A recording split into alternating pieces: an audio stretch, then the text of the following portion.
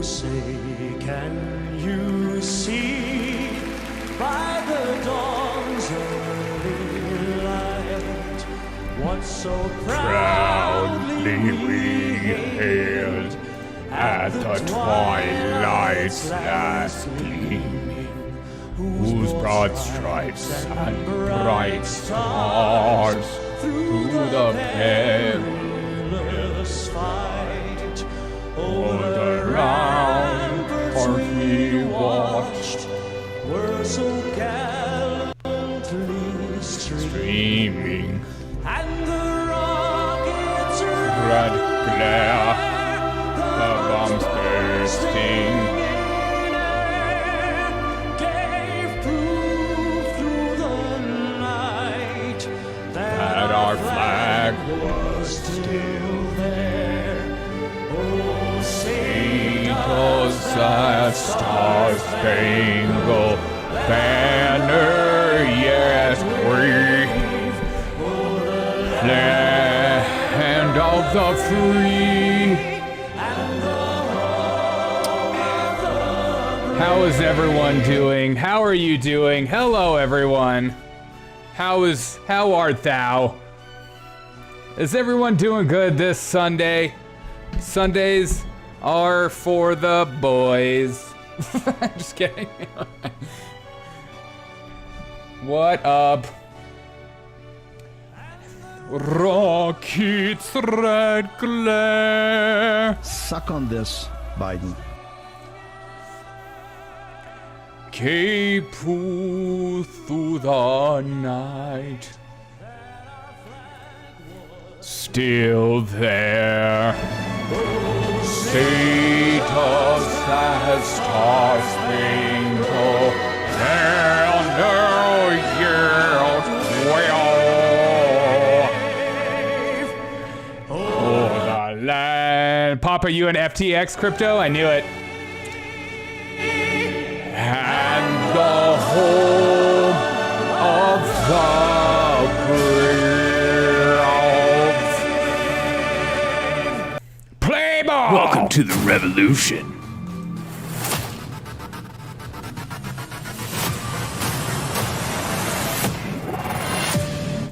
What's up, everyone? Welcome to the Derek O'Shea Show. Hope you guys are doing swell. You're doing well. How's everyone doing this Sunday? What's the vibe like this Sunday? Are we, oh.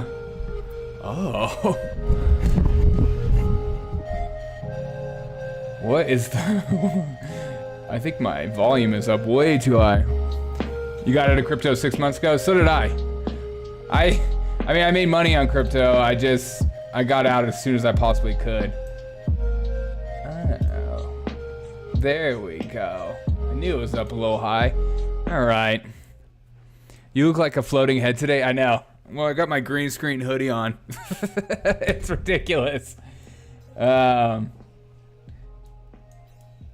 me turn this down. It's just silly. Crypto, considering. Papa, you work retail, so Mondays. I think most of us work Mondays. It's just the reality of life. Is anybody following the FTX story and the cryptos and how it's being used? It's ridiculous. I'm not trying to brag or anything, but I made tens of dollars thanks to crypto. You made $10 on crypto? Tens of dollars. Are we talking 20? We talking 30? What are we talking here? I would like to know the exact number. You can catch the Buffalo Bills I did watch the Buffalo Bills Minnesota game. That game was nuts. That game was insane. I kept thinking it was going to be over, and then something insane kept happening. That catch from Jefferson was insane. They are money laundering scheme. There's a lot of coincidences with that. I saw some stuff going around when it comes to Ukraine and it being used. So interesting. Easily the game of the year. I know. I think everyone just assumed it was going to be Buffalo and Kansas City being the game of the year, but that was easily the game of the year. Minnesota's for real. I would have never guessed that. At the beginning of the year, I would have never guessed that Kirk Cousins was going to have the season of his life right now. Hopefully they'll bust a couple Democrats laundering money. Yeah, right. Yeah, right. I'll chalk that up to things that'll never happen. Is like, politicians getting in trouble. Like, that's such a rare occurrence, whether you're Democrat or Republican. I don't care who you are. They find a way, if you will. Yeah, the FTX crash is definitely something Democrat-run Congress. Well, it's a WEF back. They promote it. So, I mean, there's so much fishiness going on with that FTX thing, and I know he's in the Virgin Islands right now. That CEO, as he's tweeting from where he flew out. Of course, he took his private jet. And how like the company forced like their employees to put money in. I mean, this is all alleged stuff and rumors, so I'm not going to say it's a fact, obviously, because I don't want to get sued. It was a great game. Speaking of great, I don't know if you guys have seen this coming down the pipe right here. Is Disney is beginning layoffs, targeting freeze and limiting travel. I wonder why. Is it because you produce nothing but garbage lately, or is it because of the impending recession? That's not actually a recession, but it is a recession. We're going to pretend like it's not a recession. Is anybody like watching Disney lately?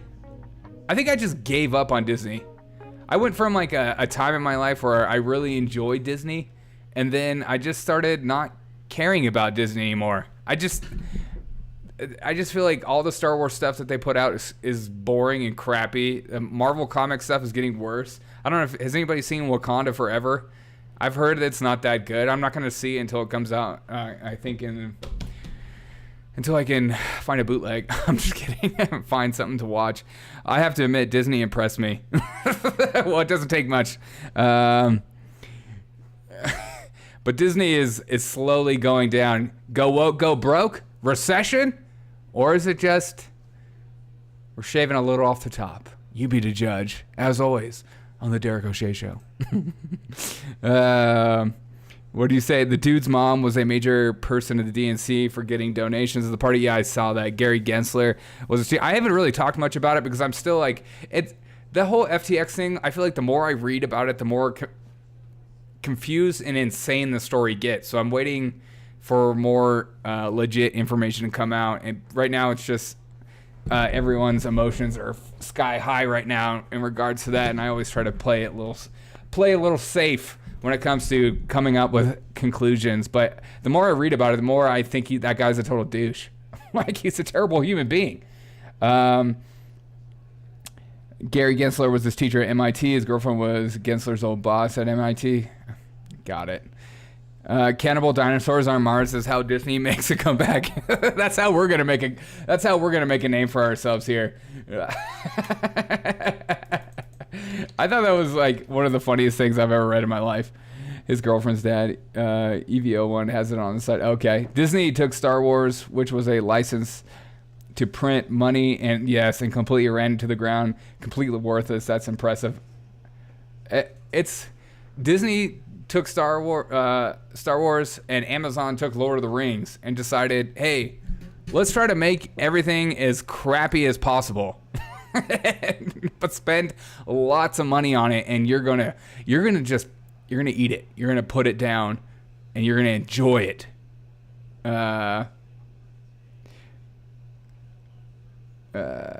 Yes. I didn't see Wakanda Forever because everybody told me I wasn't allowed to. Yeah, I know. This movie isn't for white men, Papa, and get used to that. Here is Wakanda Forever. At least they didn't ruin G.I. Joe. If only that was a reality. Or G.I. Jane. They got to redo G.I. Jane for all I care. 'Cause that easily one of the greatest things ever. Is anybody following this too as well? I saw this.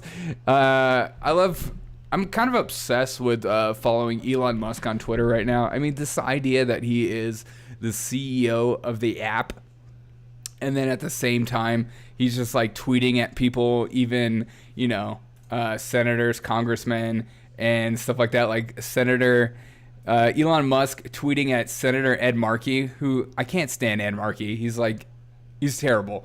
First of all, his profile picture is him with a face mask on in 2022. We get it.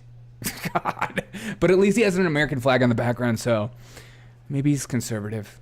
A Washington Post reporter was able to create a verified account impersonating me. I'm asking for answers, Elon Musk, who is putting profits over people and his debt over stopping disinformation. It's not funny to do that, okay? It's not hilarious impersonating people as more and more impersonation accounts keep popping up that are verified, which is just, I don't know if you've been following some of these verified accounts, but it is almost too good to be true. Some of these accounts, like Bush talking about what happened in Iraq and stuff like that.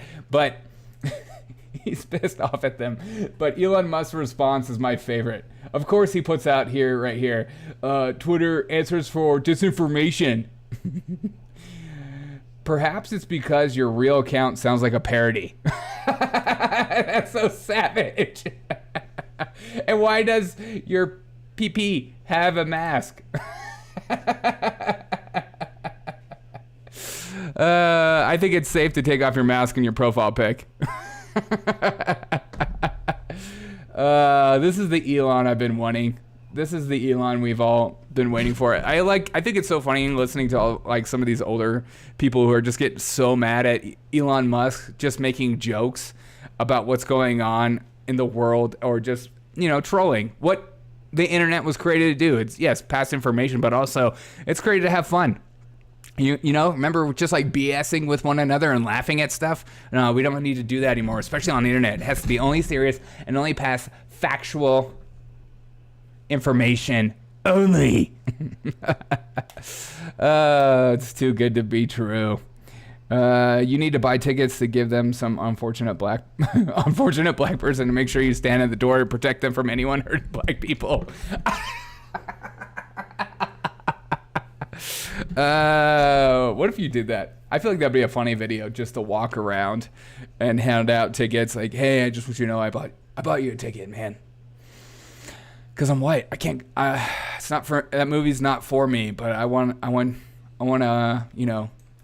make it for you, for us, by us. FUBU.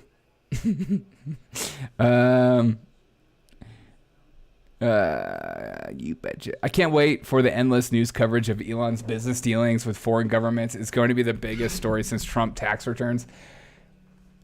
They are really trying to pin down Elon on something. It's just,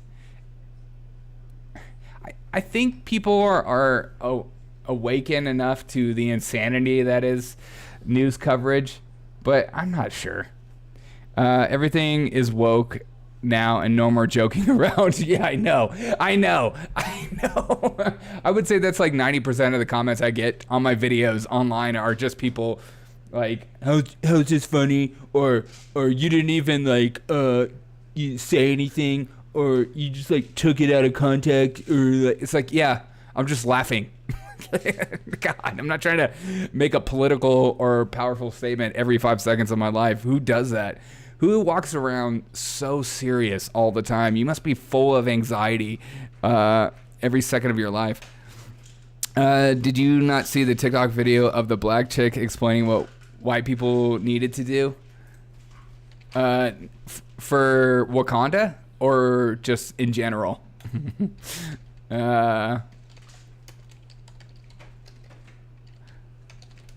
Is that what you're talking about? I try to make a politically powerful statement once every 10 seconds myself. Yes.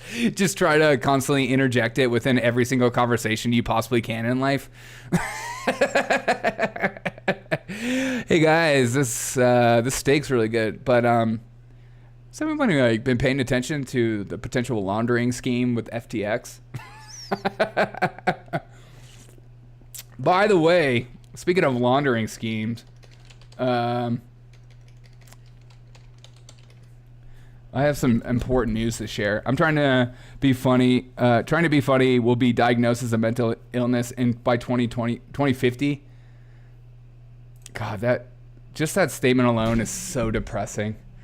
Probably, I mean, they like policing comedy enough. Now they got to make it like a mental illness, or just like they'll make a mental illness of like anybody who thinks the government isn't your friend. They're already trying to push that right now. It's like, who are these insane people who are just running around like not in favor of everything the government can do for you. I don't get it. None of these people make any sense to me. I have some news to show. Let's see if I can find it. Speaking of laundering schemes, I do have my laundry tonight. Thanks for reminding me, Derek. You're welcome. I have been doing my laundry too. For real, for real. I just did a bunch of laundry. Why is it not working? I don't understand this. I made a mug. I saw a story last week from the Netherlands. I made a mug with a Zima sticker on it. And I wanted to get your update on what you thought of it before I like send it out to the masses. The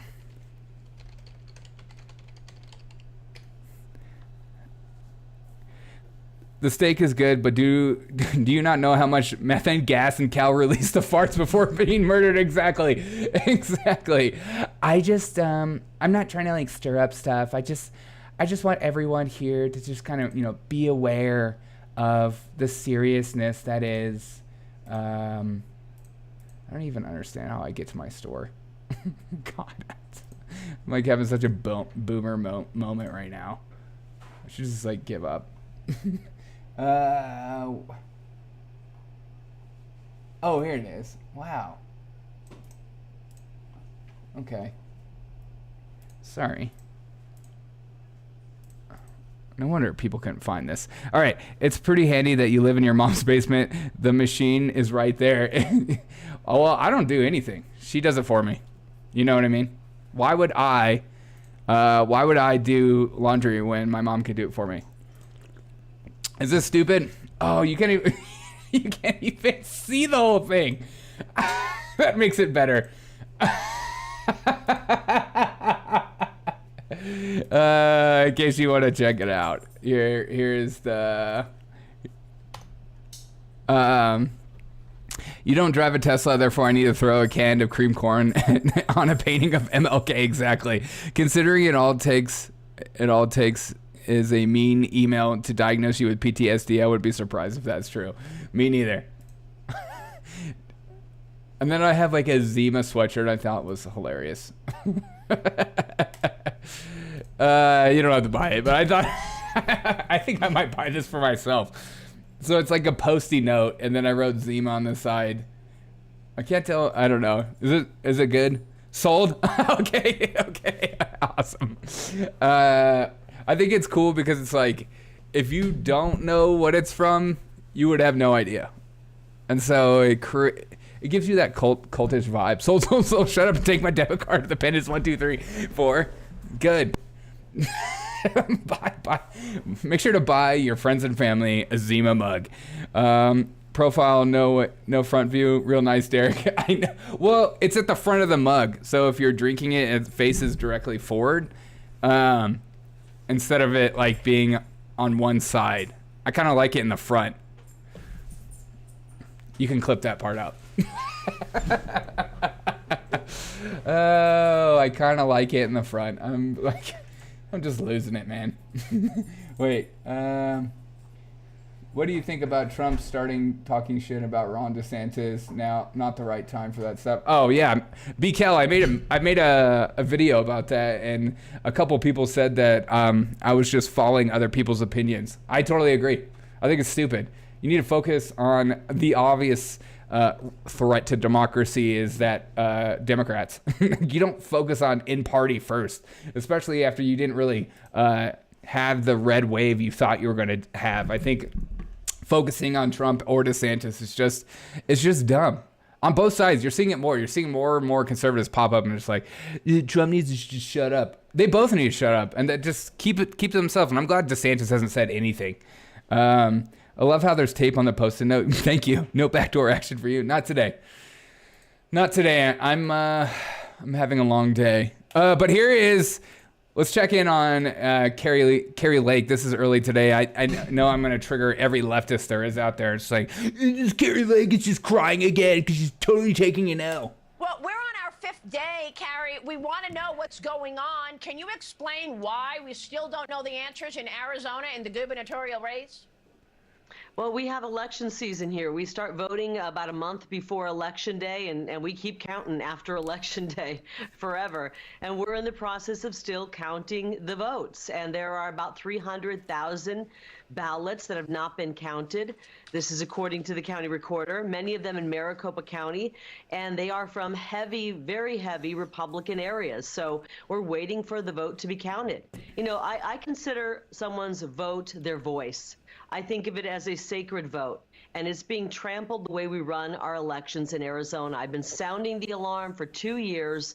Nothing got done. Very little got done last legislative session, and we need to get in there and restore faith in our elections. We can't be the laughing stock of elections anymore here in Arizona, and when I'm governor, I will not allow it. I just won't. She's right about that. I mean, the Arizona election, along with Nevada, just seems so ridiculous. I mean, I saw, what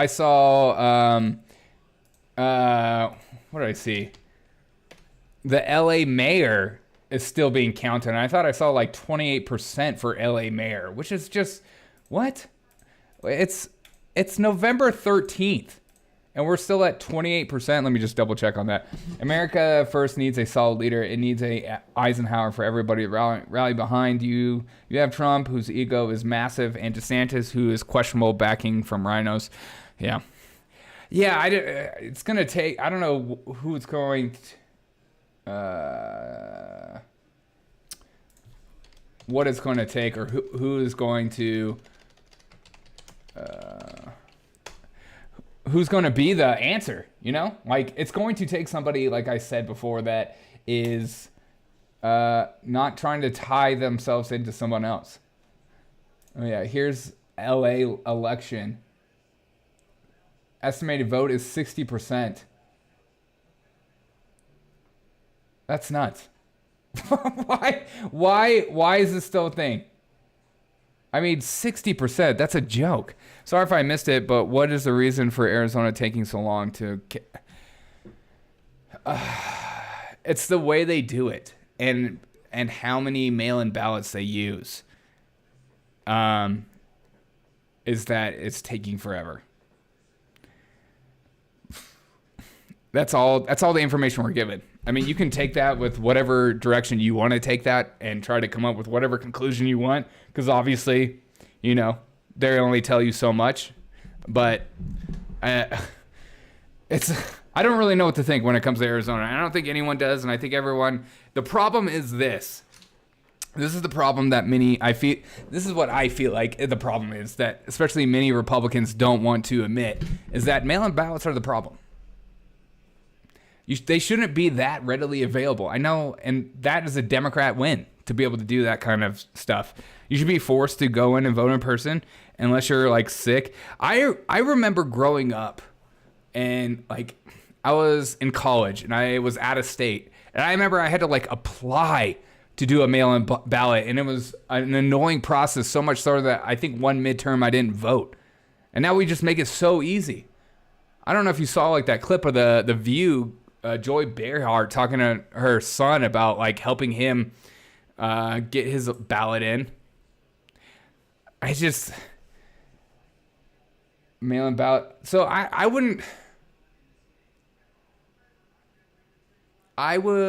don't know what to think when it comes to cheat or not cheat or whatever. I'm just saying that like mail-in ballots make it so easy to vote, especially for people who would normally not even vote. And those are the type of people you don't want voting in elections anyways. I don't think everyone should be voting. I would just like the laws need to be changed, and that's the problem. Instead of like jumping into saying like it's rigged or whatever, that's what people say. I would just say you need to change the laws. They are capitalizing on laws they created. And that's what needs to change. But how is that going to change? Well, it's going to take a Republican to get in there. Yeah, I don't know. I don't know what's going on. The machines, where they broke. The machines breaking down. That was like I was too on point. You know what I mean? When I first after I got done voting and I came home and I saw that the machines went down, I was like, come on. Like, it's just, I'm trying to be even keeled and like think through this stuff. But when that kind of stuff happens, I'm just ready to put my tinfoil hat on and just say it's all over. One day voting, make it a holiday show ID. Amazing. That sounds amazing. And yes, there'll be people like me who don't get federal holidays off, but it'll make it so that people have no excuse. And then they have to, actually go in and vote. And maybe have to learn who they're voting for. And make it worth it. And also maybe hire people that are 95 years old to count your votes. It's ridiculous.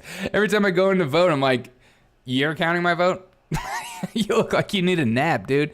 The People's Republic of Michigan has expanded voting laws. We're now Democrat utopia. Democrats makes Justin Trudeau jealous. Congrats on that, dude. Are you going to stay in Michigan?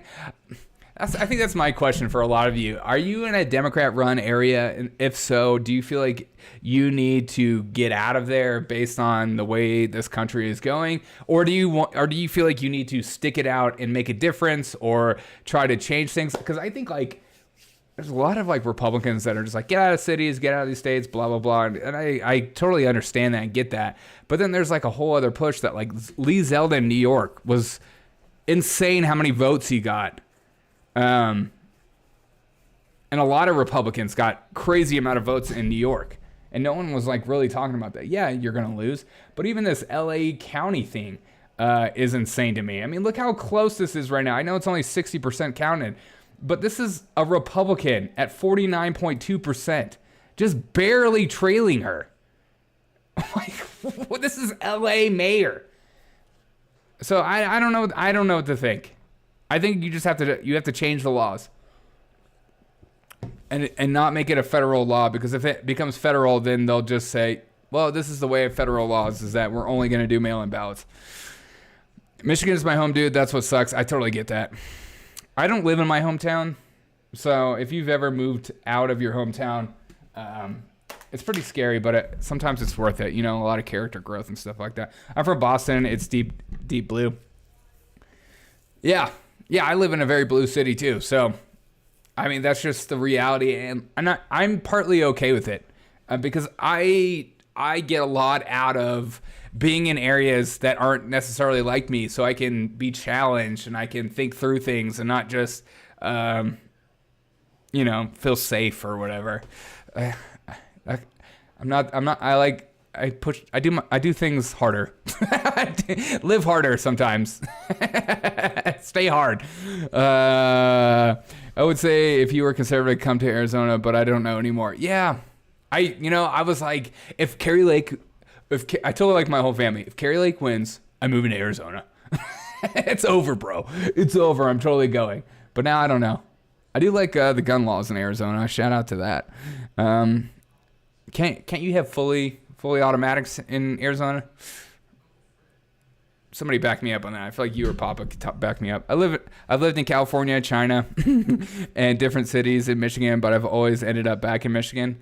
And that's I get that, man. Like, there's something about being in a place that you are familiar with and know well. And I don't know. I totally understand that. I'm a bit of a nomad, and I move all over the country all the time. So maybe explains my personality. Almost every city is blue. It's rural areas that are mostly red. Yeah. Well, and they make it the laws such that it's that way too. Okay. What do I want to watch next? Oh, Nancy Pelosi. Nancy Pelosi giving us an update on her thoughts on Paul Pelosi.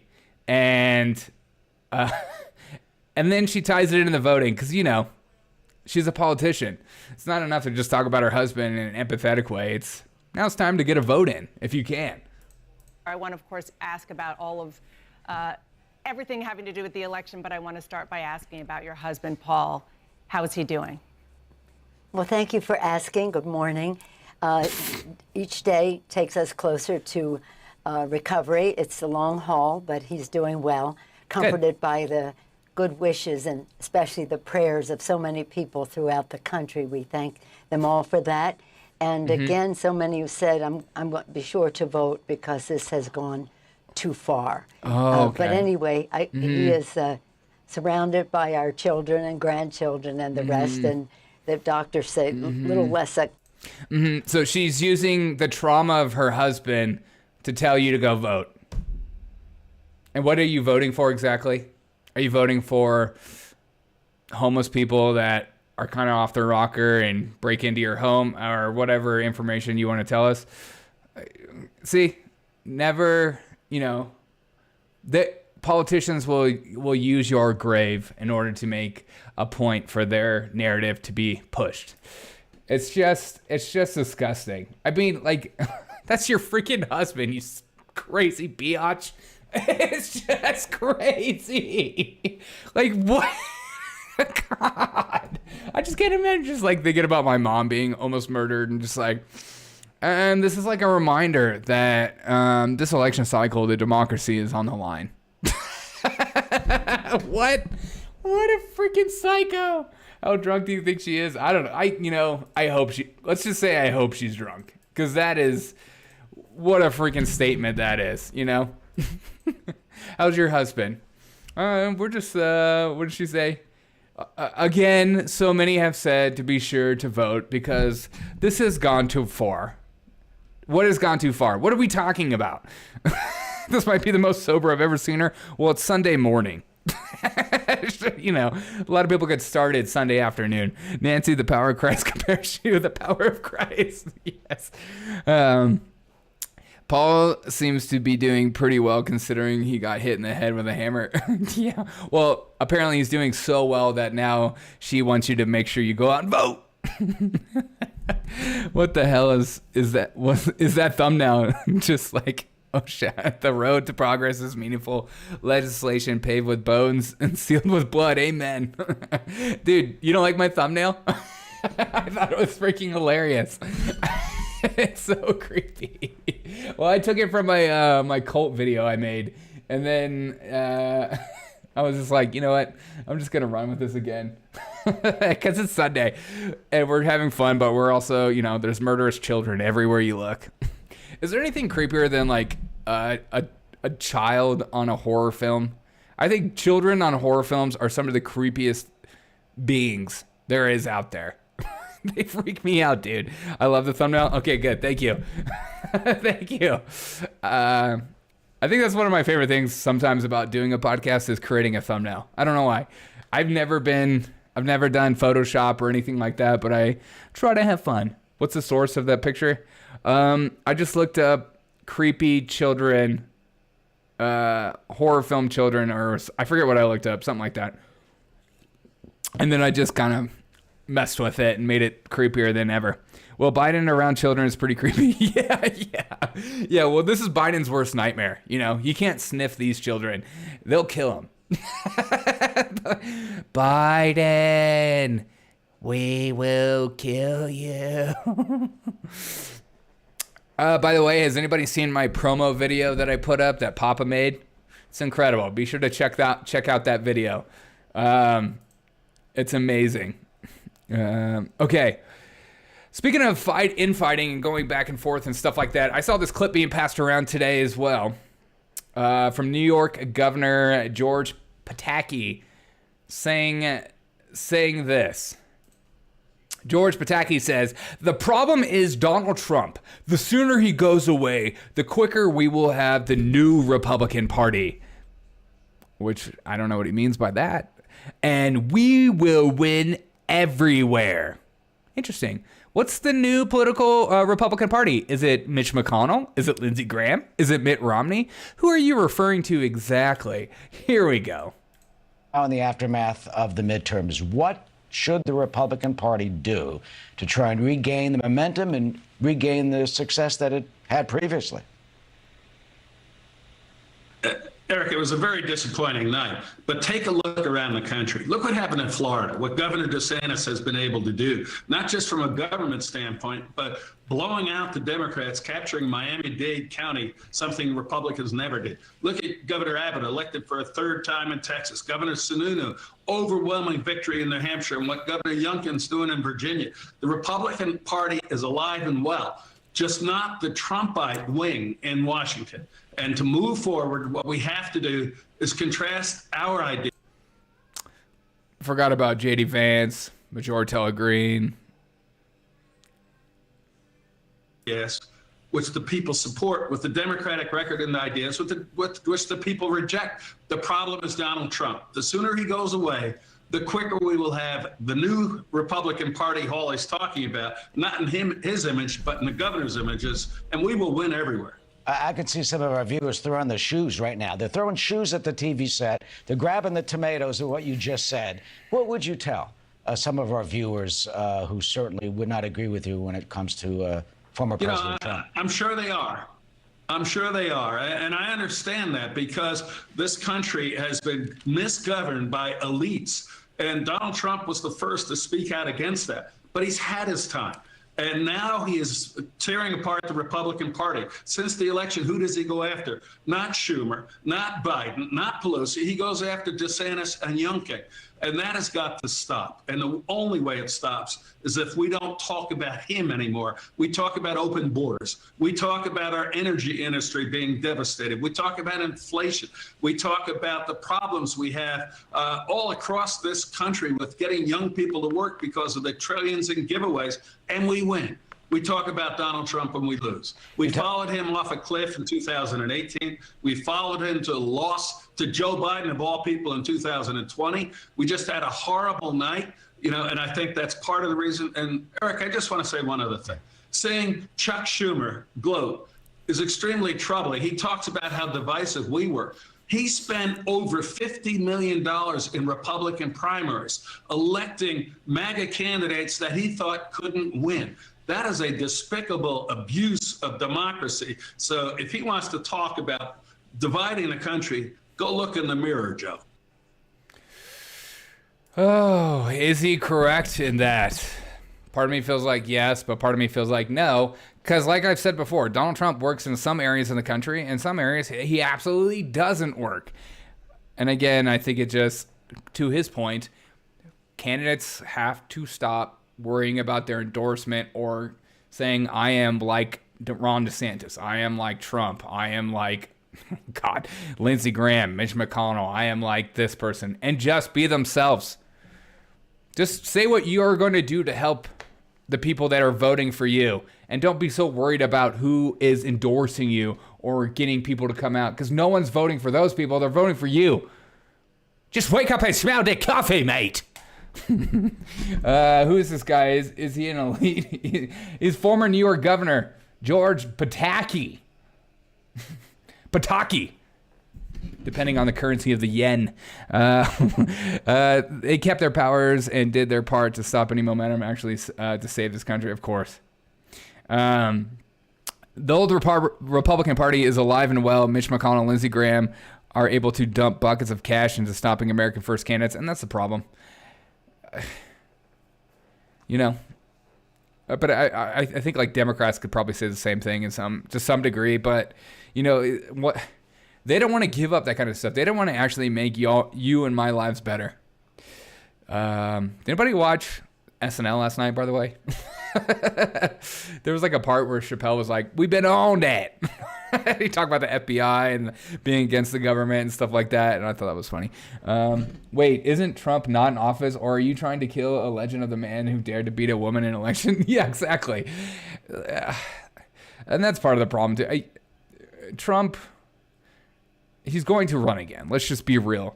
Like, he's not going to not run. There's no way, unless, I would bet, tens of dollars on it. They kept their power and did their part to stop. Oh, sorry. I did that. Definitely have not been hearing enough from all Republicans. Rhinos are killing us. Yeah. They've been doing it for a long time. And that's kind of part of the problem. Is like a lot of the rhinos that are in areas that vote, and they're safe because they're in like areas like in the South or something like that where people are more scared of Democrats. So, those Republicans, they don't have to be so aggressive or go in the front foot. They can just be Lindsey Graham Republicans who are scared of like a New York Times article being written about them. And it's like, oh my God, okay, get this away from me. If this mofo actually had a good message, they would need to spend all his money. They're supposed to say that all Republicans are not who, they're all Republicans, not who my partner is. Huh? More like Judge George Buttsmacky. The Republican candidates got hamstrung on social media, TikTok, Facebook, Instagram, and YouTube. They got banned, blocked, and buried. The real Republican ones. For sure. Whoa. Did you casually drop a y'all? Dude, I'm from the South. Yeah, it comes out every once in a while. First time in years, it was funny. Wait, are you talking to me? I can't tell. Yeah. You know what's crazy is today that Nancy Pelosi went on 2 different programs in the midst of her husband like recovering from a serious injury, even though she said during that serious injury that, make sure to go out and vote. I bet the Democrats won every district of states that don't require ID to vote. That'd be interesting thing to find out. They definitely win areas that are very lax on mail-in ballots. But we've been on that forever. Change the laws. Change the laws. Change the laws. The only way that's going to happen is change the laws. SNL. Did I miss something? Oh, the first time in years it was funny, SNL. Yes, I actually laughed at 2 or 3 different skits, and definitely I laughed at Dave Chappelle's opening monologue was fantastic. I wish I could play it, but SNL has a very no, you can't use their material. Every time even if I play like 10 seconds of a clip, they're like, absolutely not. No, you can't share that. I only say all y'all, all y'all. I don't say y'all when I speak. I love sending it in text. Make sure to send it to loved ones. It's the best way to be. We should be talking about how we are Republicans instead of picking sides in our party. Yeah, I wish candidates would just say that they're Republican, and I wouldn't even care to be a Republican. I don't even think, if you're a candidate, if I ran, I would barely acknowledge the person I'm running against, and I would only focus on myself, and I wouldn't focus on anybody else in the party. I would only say what I'm going to do, what I'm going to accomplish, and how I'm going to make your life better, and how I'm going to fight for you every single day. Because who cares about my thoughts as a candidate if I ran as a Republican and Donald Trump, if they asked me a question about Donald Trump, I would deflect immediately, and then I would start just talking about how I'm going to make the voters' lives better, because the media constantly wants to control the narrative of what comes out of your mouth. And so the best way they can do that is controlling the questions they ask you, and they'll keep you on the narrative they want. And that's a problem with a lot of Republicans. They don't understand debates, or when reporters ask them questions. The best way, even if it's called, in some ways it's gaslighting, but at the same time, it's like you need to be in control of the narrative and what gets put out to the general public always. And so anytime a camera is put in your face, you say what you want to say, not what they want you to say, always. And so that is literally what I would do, because then it would be seen as me being more in control. And people would say things like, Derek O'Shea never answers questions right. And I would say, if somebody would press me on that and say, you never answer a question, I would say, well, that's because you guys are asking me questions that are ridiculous and have nothing to do with me. And so I'm going to continue to say what my voters need to hear or want to hear, and how I'm working for them, because I don't work for you guys, I work for them. That's what I would say. It seems like it's too easy, but too many people just allow the media to control what comes out of their mouth. They'll ask questions about Roe versus Wade or Trump or January 6th and stuff like that. No, those times you deflect at the beginning and then you just like do your message. You totally think I'm full of crap, but that's what I would do. And I think it's more powerful anyways, because the voter listening is like, yeah, okay. Yeah, who cares about that question? I would say in the basement. I would stay in the basement and let the media cover for me. Are you going to run for it as a Democrat? God, it would be a dream to be a Democrat, wouldn't it? You don't have to answer anything. You don't have to talk in complete sentences. You don't have to show your face. You don't have to debate. You can even be dead and get voted in. It's just ridiculous. What happened on January 6th? You mean the day that democracy died, Wes? Is that what you're saying? Is that what you're talking about? Okay. And Trump should support any Republican running and so forth down the line. Yes, unless you're Lindsey Graham. You know, like that. I would say that maybe, yes. I wouldn't say he needs to support every Republican, but I would say that he doesn't need to mock.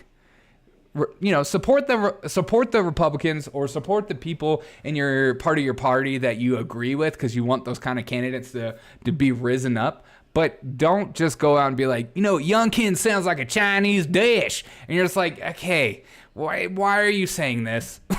Like, it's just so dumb. We don't need that right now. We need to focus on local elections 100%. School board, mayor, sheriff, got a solid base and grow from there 100%. Yeah, focus on local. That's what Democrats have done so well, is they've started with the smaller and go to the larger. It's like a telescope. The idea of top-down fixing isn't going to work. No, it's not that it's not going to work. It's just so much harder to do top-down fixing because the problems at the top are so massive that you can't get little wins. It's just like anything in life. Like if you're trying to create a new goal, you're not going to attack your ultimate goal at the beginning. You're going to take little baby steps to get to your ultimate goal. I'll run for mayor. Good. You should. And then I'll have you on my show. And then you'll never get elected. And Republicans should work with Republicans and not work against them. Yeah. They should do that. And also just, you can ignore the Republicans who you don't like and lift up the Republicans you like. That's a more positive take than just being like, this dude sounds like a Youngkin sounds like a Chinese dish. This one with a Hispanic name sounds like a Mexican dish. It's just like, stop. The Democrats have focused on the youth. That is why they are doing so well. Yes, education system that needs to be changed. God, I wish. It's like the education system is like one of those systems that I feel like will never be changed. Especially like if anybody puts forth saying get rid of it, people are just like, oh, okay. So then conservatives will have a monopoly on the school system. Like, yeah, it's been so much different that you guys have been in control of it. Manson West. The Democrats have focused on, the right attitude works best from the top down. Yes, attitude is everything. Attitude reflect leadership, sir. Name that movie. Greatest black and white movie ever. I mean, blacks versus whites. Just kidding. In football. Once in a while, I have a good point. Wes, don't say that. You always have a good point. Your opinion is just as valid as mine. I almost said invalid. Okay. Maybe both. Here's our Nancy Pelosi being asked about freaking Joe. Almost said Joe Rogan. Joe Biden. Should Joe Biden run for president again? He's not doing a very good job. You think President Biden should run again? Yes, I do. I mean, President Biden has been a great president for our country. He has accomplished so much. You think President Biden should run? We'll see in January how much people still love Biden as we stop putting forth our petroleum reserves. Unreal. All these people that voted for Democrats are about to have like the biggest wake-up call ever when those energy prices skyrocket. Because, you know, who cares? Oh, sorry. Papa, I had to allow your tweet. I need to change it keeps going to top chat. I'm sorry. Now I put it on live chat. I apologize. Same platform as Senator, vote for me, and I'll run for 1 term. If I break my word, you can kick Derek in the scrot on behalf. He's a ginger.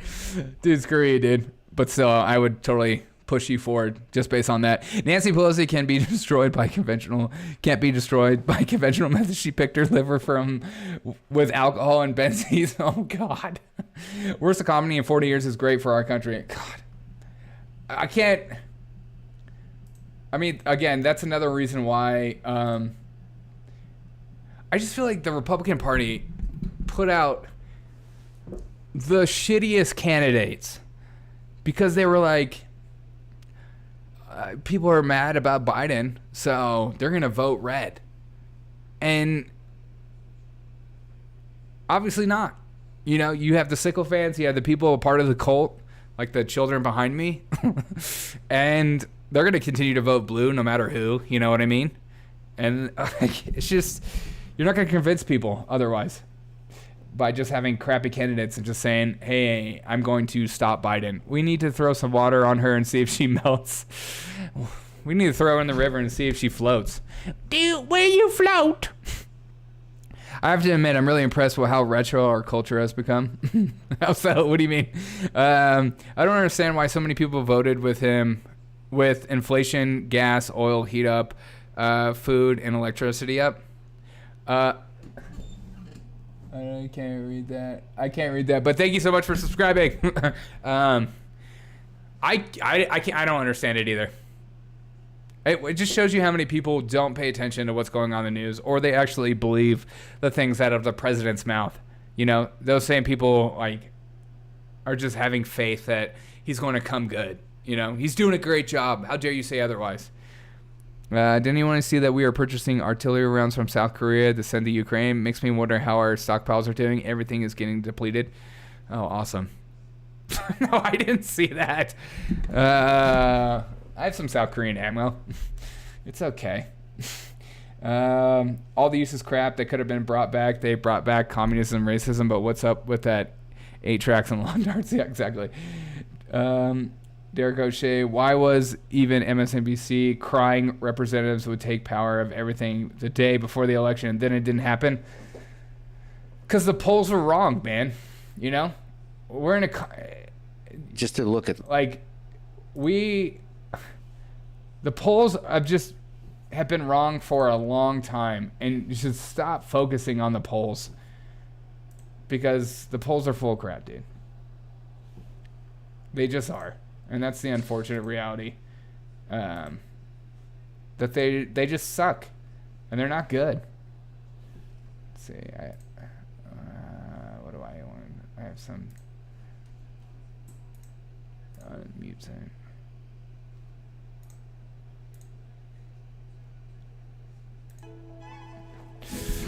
Wow, it's nice. How's anybody got work tomorrow? Okay, makes me wonder. It makes me wonder. I think people are not thinking about how serious, easy it is to vote when you have mail-in balloting too. I was thinking much on the lines of which or reptilians. Yeah, 100%. Good thing we left everything in Afghanistan, I guess. Oh my God, I still think about Afghanistan all the time. Wait, I forget.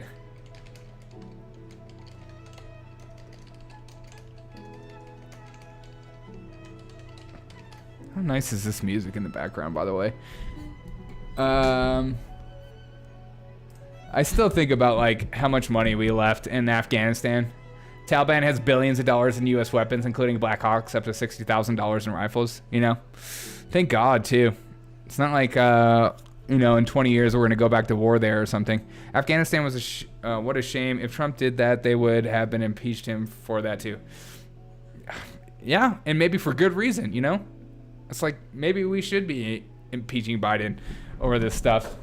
I just don't think like impeaching is going to accomplish anything. That's the problem. I don't have faith in our institutions for anything to actually happen. Like if people are subpoenaed or, held accountable or whatever, so to sort of say, that's my biggest problem. Bad thing is we started the problem in Ukraine. Yes, Like, how did we drain on France during the revolution? Ukraine is drained on, yeah. Crazy, man. I mean, I'll never forget this day of that pullout. What a joke. And then they were talking about how great it was that we did that. While people died that didn't need to die. Stupid, man. Just stupid. But also, this is breaking news. Hope you guys enjoy this Sunday show. The Sunday show is more relaxing for me than less, like, very serious. Just, don't forget about drones. They said they sold China to reverse engineer. Oh, I remember that. Because why wouldn't you? I would do the same thing if I was the Taliban, you know? If I was in contact with Black Hawk helicopters and stuff, highest bidder, it's yours. Especially when you don't like America. I mean, it's just like such an obvious thing. Do we still have fellow citizens abandoned behind enemy? Don't we still? Yes, I believe so. We definitely have like interpreters and stuff like that. I think they're doing, you know, Glenn Beck had that special operations that went on. McCarthy plus McConnell equals McFailure. Yes. Yes, God. McCarthy's a joke. I like how he like pretends like he's like anti-establishment or going to speak for all Republicans. He's not. I'm not gonna say that. Do we still we do? Yes, we do, and the media will never talk about it. No, they'll never say that. They'll never say that. But maybe let's do a funny. Did you guys hear about Jesus sandals found in Utah? If it's probably Mormon though. If there is any lining on poop. Willie in court super chatted $1.49. Hey, thanks, Willie. I appreciate you, man. Cake. Thanks for the cake. Get that yellow cake. Majority Taylor Green for speaker. Oh, that'd be amazing. Anybody for speaker that would just really annoy everyone. Super chat. I feel like I gotta have like a scream. But thank you so much, Willie. It means a lot to me, brother. I really appreciate that. I heard about the founder of Obama's temple. Oh my God. Jesse Smollett, Bubba Wallace 2.0. Like, what the heck? All right. Jesus sandals found in Utah. This is serious, okay? In the Moab, Utah, Arches National Park, the lost sandals of Jesus, missing over 2,000 years, have been found. An intrepid Vatican treasure hunter stunned every biblical God. Stunned every biblical when he found them in Utah. Hundreds of devout pilgrims are flocking to see the holy relics in Utah. Many Utah citizens have claimed that they are slipping on sandals. They received incredible good luck. After slipping their feet inside the sandals, they seem to have been cured of all illnesses. Is this a COVID illness? The breathtaking discovery has been making headlines in Italy. Thousands of devout Catholics have been making the trip to Moab. They tell Weekly World News, who you can trust, that simply by standing near the Messiah's sandals, they have been temporarily taken on miraculous powers. They have been reported feeling godlike by even looking at the sandals. Why Utah? Great question.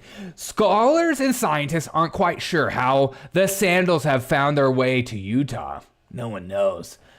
But the theory is that Jesus died on the cross 3 days later and rose from the dead. Yes, that's a theory. That's also in the Bible. Between dead and rising, Jesus miraculously traveled to Utah. I knew it. Oh my God. So like when Jesus died on the cross, he like got up and went to Utah, to Moab desert. I wondered where he was because it's like, no way he's in hell. And he brought his sandals with him. He returned to rise from the holy scepter. That's the most ridiculous thing I've ever heard, says James John Wilton of Park City. He's just a science denier. That's what James John Walton is. Science denier. Science denier. Everyone say it. Science denier. How could Jesus travel when he was dead? And how on earth could he bring his sandals with him? Absurd! We are investigating the phenomenon carefully, said Father John Malley. Oh, Father John Malley of St. John's Church in Chicago. I actually met that guy. There's an explanation for all of this, and I think we'll find it in the Bible. Maybe not, but we'll keep looking. In the meantime, the citizens of Utah feel blessed and chosen. We always knew Utah was a holy place, said the Mormons. Just kidding. LOL. And it's no wonder Jesus came here. I don't know how he lost his sandals, said Jane Blossom of Moab. I trust her. No one knows. There's no question that these sandals, once worn by our Lord, have some kind of extraordinary aura, declares Roberto Savici, Vatican officiated archaeologist who traced down the long missing artifacts. Probably Chuck Schumer's sandals. All the time I thought the Sandals Resort was in the Caribbean. Who would have thought it was actually in Utah? This sounds like a South Park episode, 100%. No, my cousin Jeremiah lost those in 2003, and we've been out four-wheeling. Jesus then moved to Utah and opened up a Long John Silver's.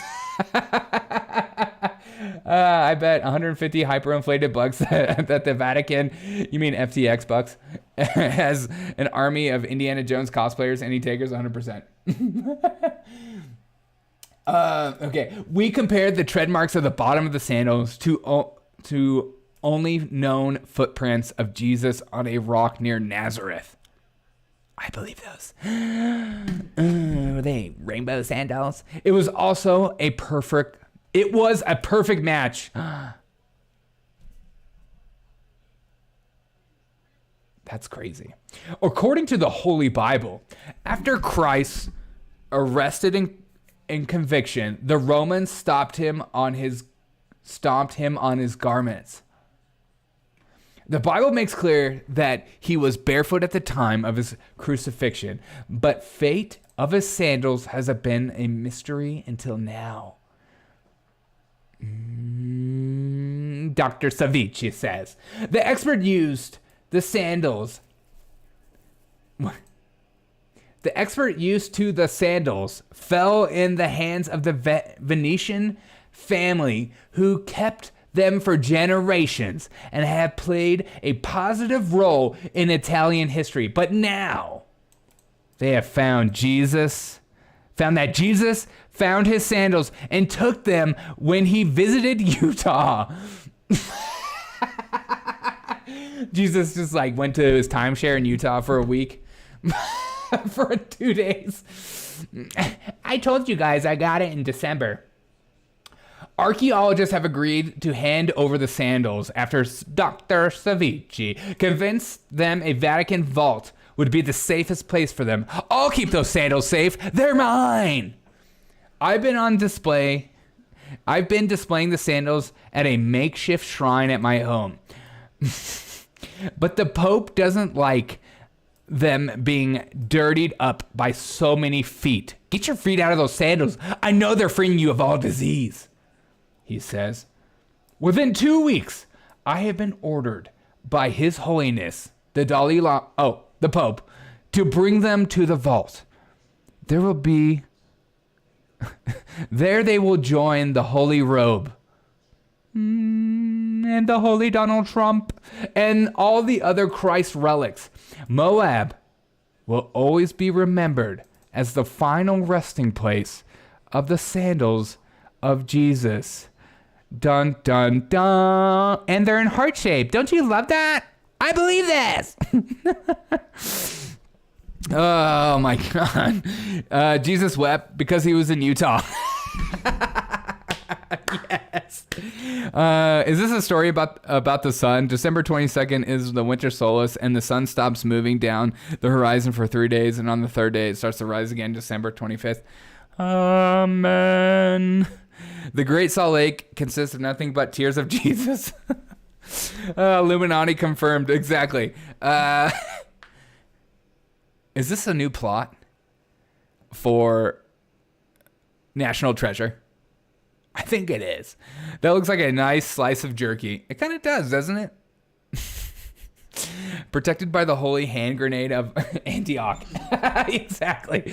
I like that I had people watching this and they're like, all right, this is stupid. I'm not watching this anymore. I freaking love those stories. I don't care who knows. It's so funny to me. I think it's so creative. You guys hate those stories? Do you hate that I'm reading those stories, or do you like it? I don't care. I care. I care about your opinion. I would pay money to hear Nicolas Cage repeat the word "sandals of Jesus" over and over again. How much money? There might be a cameo of Nicolas Cage. Has anybody ever bought a cameo before? I've always wanted to buy a cameo. Let's see. Cameo. I'm always curious, like who has good cameos out there. Personalized videos from your favorite celebrities. You can get Lindsay Lohan for $500. Maybe get Lindsay Lohan to talk about Jesus sandals. Not good money. My brother bought a cameo for his wife. Oh, really? From what? It's a cross between National Treasure and the Dan Brown novels, 100%. Kevin McDonald sang "Happy Birthday" song for her. Really? That's awesome. I heard Keanu is making Constantine too. I heard that too. It's going to be amazing. Amy Garcia. I don't see. It's like some of these people. I don't know who the frick. These Maddie Mathewson. I love his stuff. Julie Chrissy. Why? Chrissy knows best stuff. Why? Who would do that? I'm gonna get this hot girl to do stuff for me. What? Okay, Mark McGrath would be funny. Shooter McGavin. Bruce. Okay, Bruce Buffer. If I could get him to do an intro for my show. Ladies and gentlemen. Is it worth it? Let's see. September 18th. And now we are live from Dedham, Maine. Introducing first, the challenger, holding unrivaled eating skills with a speedy metabolism. Oh my God. Who wants to buy me this? $4,700. That would be the best. Or I could get Chris Hansen to be like, Derek O'Shea, why don't you sit down? Why don't you have a seat, Derek? Have a seat. Why don't you have a seat? Where's Vanilla Ice? I don't know. I just want Chris Hansen to tell Papa to have a seat. Predator and have a seat with Chris Hansen. Now I'm going to need you, Rich. What am I to do with you? All of you to have a seat right over there. That's right. Have a seat right there. Because there's something very important you need to know. Why don't you have a seat? Papa, why don't you have a seat? TJ Miller might be cheaper. I could just do a TJ Miller knockoff. Not the same without a raspberry jacket. He gets paid a lot of money for his introduction. Oh, yeah, he does. Big time. And now I would love to be an announcer. I think that would be my dream job, actually. Mia Hamm. Jordan's. Okay. Some of these are just... No thanks. Big Ed. I don't know. Todd Hall, Brent, Island Boys. People still give Island Boys money because I'm an.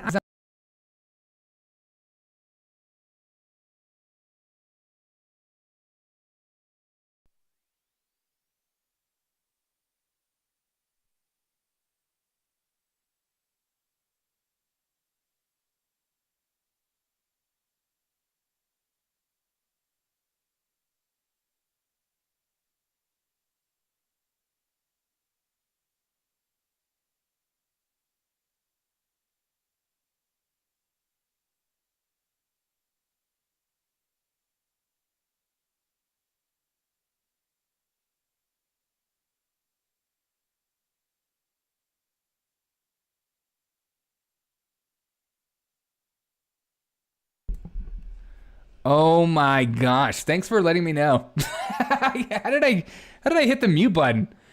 God, freaking failure, dude. Dean Norris of Breaking Bad? That would be amazing. Thanks for letting me know. I want my full refund for the stream. How do I give you some money?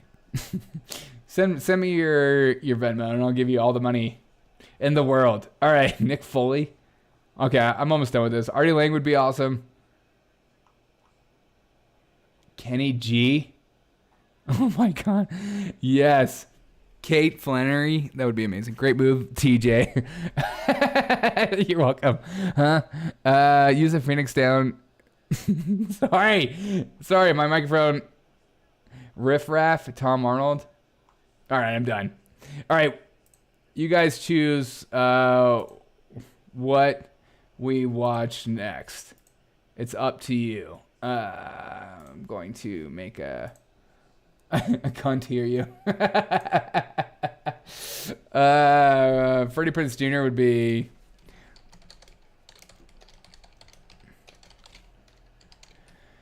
Okay.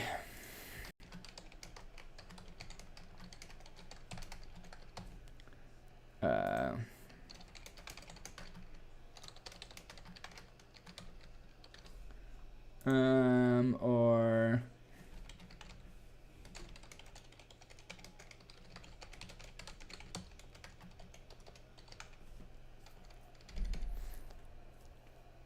you guys choose. Your mom dancing for nickels? Dude, screw you, dude. She gets dimes, baby. My Christ. That's a lot of Q-list celebrities. It really was. But it's Cameo. I mean, what do you expect? You're not going to get, like, good people. No! Those girls are chasing coins all over the stage. Tiptoeing in my Jordans. All right. You guys choose what we're going to watch next.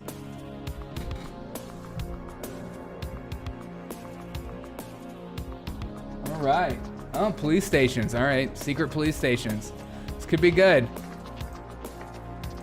Or it could be stupid. The Dutch government on Tuesday. Could be amazing. I want to go to a high-end gentleman's club of Make It Rain pennies. I went to a high-end, it wasn't like gentleman's, but it was like a gentleman's cigar lounge in Chicago. And I feel like I ended up spending like $200. It was like the most I've ever spent in my life for like a cigar and like a couple drinks and like hors d'oeuvres. It was so stupid. Is it Riff Raff song Tiptoeing in My Jordans? I don't know any Riff Raff songs. I'm sorry. I've just seen his interviews. Okay, here's... So China has secret police stations operating in America. I saw a story last week from the Netherlands. The Dutch government on Tuesday ordered China to immediately close their police stations in the Netherlands. Did you hear this? Reports say they're being used to harass dissidents. So if you are Chinese, were from China and you got the hell out of there, or you say anything about China that is, taboo for China, they have these Chinese police stations. Now they're operating in Amsterdam and Rotterdam, and they say that they're just off. Is it me or does Glenn Beck look like a Vietnam vet? A little bit. He looks like he's like in the woods somewhere, and he's just like, the government is not your friend, man. Here, have a beer. Offering diplomatic assistance. They have never declared themselves to the Netherlands government, and so they are investigating and want to shut them down because they say they are there to intimidate anyone who speaks out against China. And I read that story, and we didn't have time to get to it last week, and I thought, geez, look at what's coming. Look at what's coming. Then over the weekend, I saw another one. There are 54 police stations in 30 countries on 5 continents. What? We are looking now at the UK, Spain, Netherlands. You're looking at Argentina, Chile, Brazil, Ecuador, Nigeria, South Africa. It's all over. Germany, Czech Republic, Slovakia, Ukraine, Serbia, Greece, Ireland. They're everywhere, absolutely everywhere, including the United States. This is the story that just broke yesterday. The U.S. government must immediately investigate and shutter the recently discovered overseas Chinese government police station in New York City for potential violation of U.S. laws. Dude, I believe it. Like, when I was in Chinatown areas and like places like Chicago that I used to live, it feels like you're walking into a whole nother world.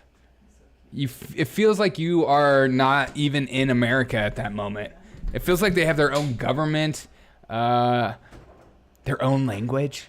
In 2022, the Chinese Communist Party established secret police stations in over 100 cities. Wilson, we're everywhere also just saying, are you talking about Americans? Yeah, I know. Yeah, we have to keep our military base here. They want us there, right? Say that you want us there. Around the world to conduct intimidation and harassment operations against overseas Chinese. Forget it. It's Chinatown. How dare you? They're Americans too.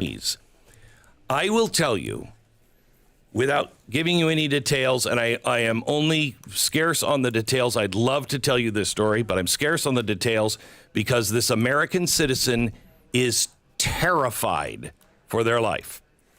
Again, I can't give you any details, but he said something online about China.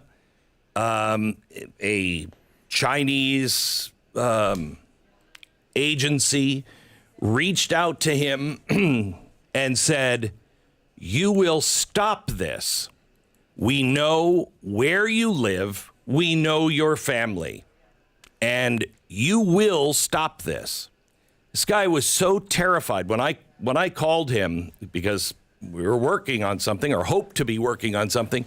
And he said, I can't. He was terrified. And he's here in the United States. And remember, Stu, we talked about it off. Sometimes I wonder how about some of the things that Beck talks about. Oh, yeah, me too. I'm just trying to match his glasses. They only want us up there for democracy. The air, and I said, can you imagine being that terrified that somebody could get you here in the United States from China?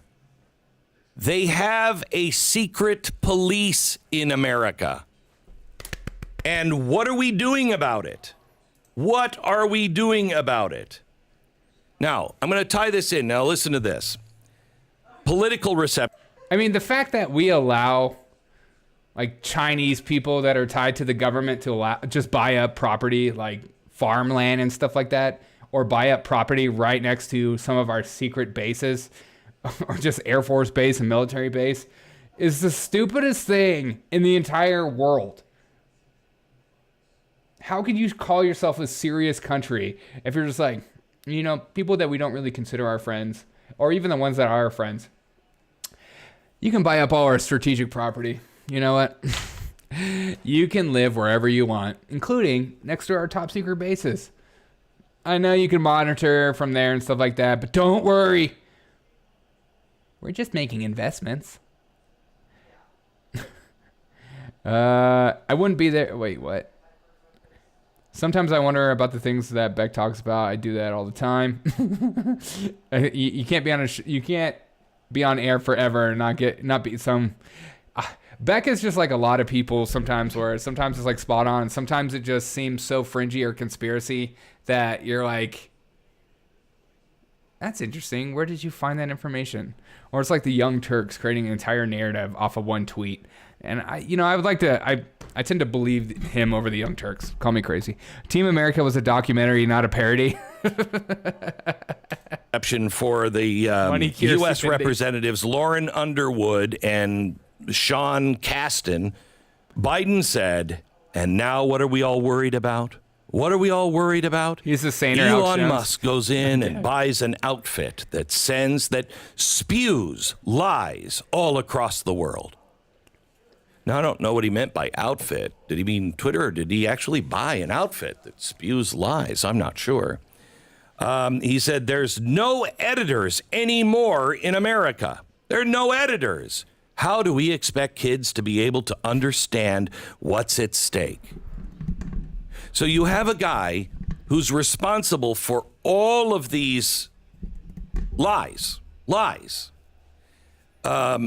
Twitter finally is holding the president responsible for some of the things that they tweet out, and he immediately attacks Elon Musk about spewing lies. Should never let that happen. They're our enemy. We shouldn't do that with any country. Are we not a serious country? I'm at the point now where I'm just like, we're so used to being stepped on.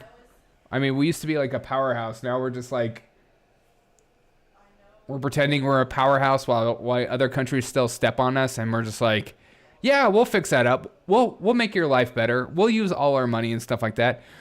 Colonel Sanders, Twitter couldn't hold a wet dream responsible. He just... Oh, no. There's child porn on Twitter. Let's not get it twisted. Twitter is not a good and holy place. World piggy bank. Started. Exactly. That too. He just started. What do you even know about what he's doing? Okay, so you have him. Twitter advertisers now are being boycotted. Now, this is going to come as a surprise to you, but apparently they're all being organized with dark money from Soros, Clinton, and foreign networks. The campaign to pull corporate advertising... Taliban has a Twitter, and so does the Ayatollah. From Twitter. This is from Dossier, the Substack. Following its purchase by SpaceX founder Elon Musk, is being led by a network of left-wing dark money activists. An advocacy group formed in 2020 called Accountable Tech is organizing the pressure campaign, which thus far succeeded in having Pfizer, Audi, General Mills, and other corporations pull their advertising. Accountable Tech is taking credit for the organizing of an open letter signed by dozens of progressive groups, which demanded that the multinational corporations cease advertising on Twitter immediately. The letter says Elon Musk's takeover of Twitter came with his promise to advertisers like you that the social network would not transform into a free-for-all hellscape, and it would remain warm and welcoming to all. Have you seen anything like a hellscape on Twitter? No, it's the same exact thing right now. I mean, I don't think anything's really changed. We, the undersigned corporations, call on you to notify Musk and publicly commit that you will cease all advertising on Twitter globally if he follows through. I think he's tying our advertisers to the same as Chinese police in our country. I'm confused. Where to go? We went from like Chinese police to Twitter. His plans to undermine brand safety and community standards, including gutting content moderation. Now, who funds Accountable Tech? Well, that is funded by the North Fund. Follow me on this. Who's the North Fund? The North Fund is controlled and funded. Honestly, I think a free-for-all hellscape would be kind of fun. Are you talking about for Twitter? You can't have... I mean, you can't have people, like, calling for your murder. I mean, that's literally where I draw the line. Or, like, rape or something like that. But, like, you can say whatever else. I mean, just like normal life. True debt. By Arab... I forgot this dude existed. Arabella Advisors. But who's Arabella Advisors? If you watch my TV show, I did a whole Wednesday night special on this about 5 months ago.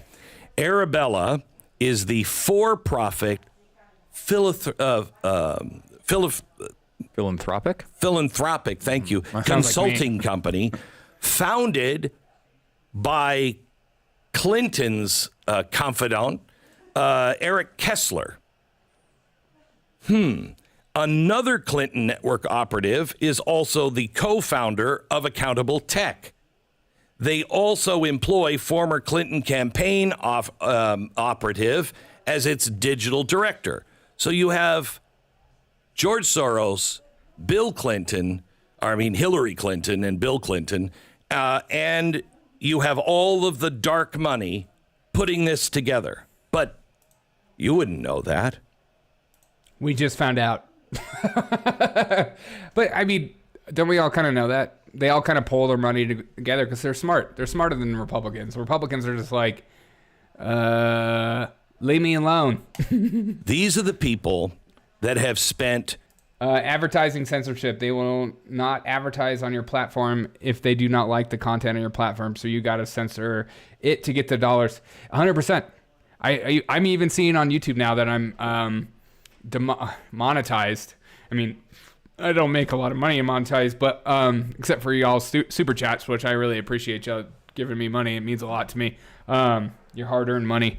But like all my videos have limited ad experience.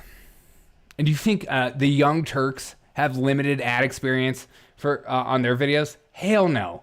They're very selective with what they do. To be fair, BitChute is free for all hellscape and it's doing just fine. Yeah, I'm on BitChute. I mean, 99% of the comments I get, I don't really respond to because they're just like, you're an N-word. I'm just like, okay, thanks. $1.2 billion on the election cycle. This one. I'm sorry, 2020. $1.2 billion. Where are they getting all that money? That's a lot of money. This was just founded. Where are they getting $1.2 billion? Well, I will tell you that George Soros is a big part of that, but apparently they also get some funding from overseas as well. Isn't that weird? Now, last thing, because remember we were talking about Chinese police, and then we went to Twitter and China and how we're bringing it together. Twitter is just horrible, says Joe Biden. Chinese spyware. Super chatted $1.49. Hey, thanks, Willie. I appreciate you, man. Thank you so much. I gotta fix my alert. Perfect. Thank you so much. What is it? A pink umbrella in the sun? Thank you. TikTok has now hired a longtime Democratic flack who served as President Joe Biden's 2020 campaign press secretary and deputy Pentagon spokesman. This according to the Daily Mail. So, wait a minute. We have TikTok that is a communist spy organization that is data collecting on Americans. We know it's dangerous. We have a Chinese police station in countries all over the world, including ours, that's intimidating. And Joe Biden and the Pentagon's former spokesperson or deputy spokesperson just went to work for them. Wow. Stunning. And who is it again that's engaging in all of the disinformation?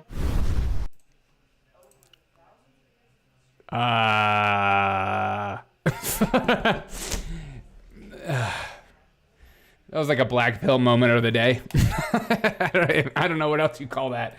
What is everyone's thought on that video? Duh, or it makes sense. What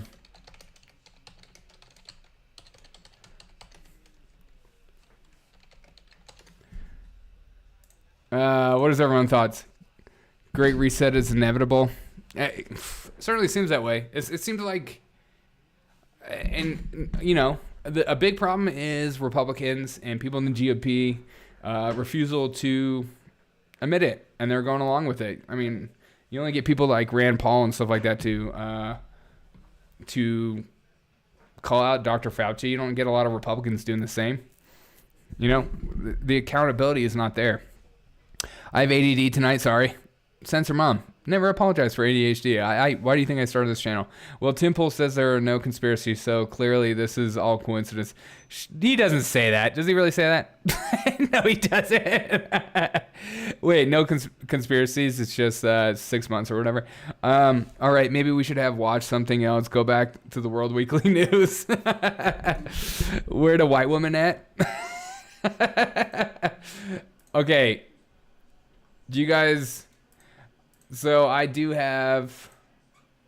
Remember to get your Zima mug if you want to purchase it. It's in the link is in the description below. You're just gonna have to trust me that it says Zima mug. Period. Where the white woman at? What up? So my only other video tonight is the Matt Walsh video on him and his experience on Joe Rogan. But we do have this. We do have this. This is breaking. We could watch this. Tim Pool likes the smell of his own farts. Zika mug? No, Zima. Zima, not Zika. It's a Zika virus mug. They couldn't make a movie about Blazing Saddles again. Oh my gosh. No way. No way. I mean, that movie has more N-bombs than my election stream does. Pin tool. I would enjoy a Zika mug. Zika virus. This is breaking though. This is from Maricopa County. Maricopa County. This just came out. The Board of Supervisors Chairman Bill Gates says. I mean, you tell me what to think of this. And you've been through many election cycles. I have too. This is normal. This is absolutely normal, and we have tweeted out from Maricopa County that on average over the last couple of decades, it's taken 10 to 12 days to complete the count. And you've been through many election cycles. This is completely normal, so just shut up and stop comparing us to other places around America. God. God. 100% Abby normal. Yeah, exactly. The sheriff is near. Those children are staring into my soul. I know. They're staring into mine as well, and that's why I did it. You must worship me. You must follow me. No.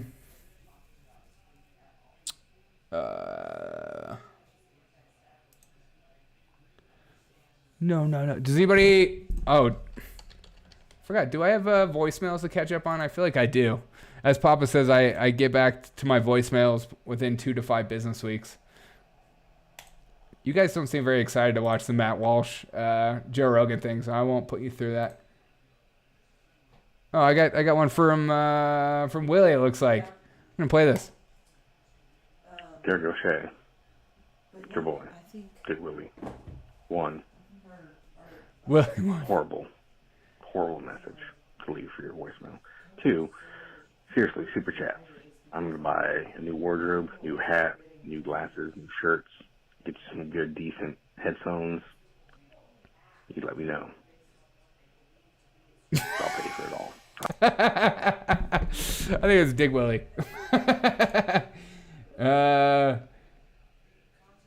What? I like the one when the geeky girl is saying she only does elementary math. Telegram on Mongo. I mean, I'm Sergeant at Arms, Derek O'Shea, Temple. Yes, you are Sergeant at Arms. Let's do some FX vids. Yeah, there's some pretty good FTX video breakdowns. Let me find one.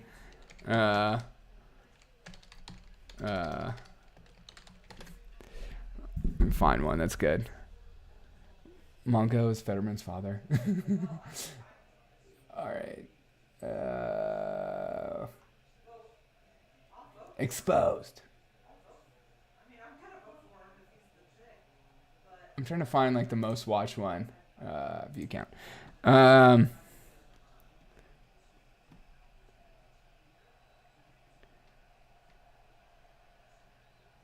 Here's one. This is from 4 days ago. It's got the most views, so you know you can trust it.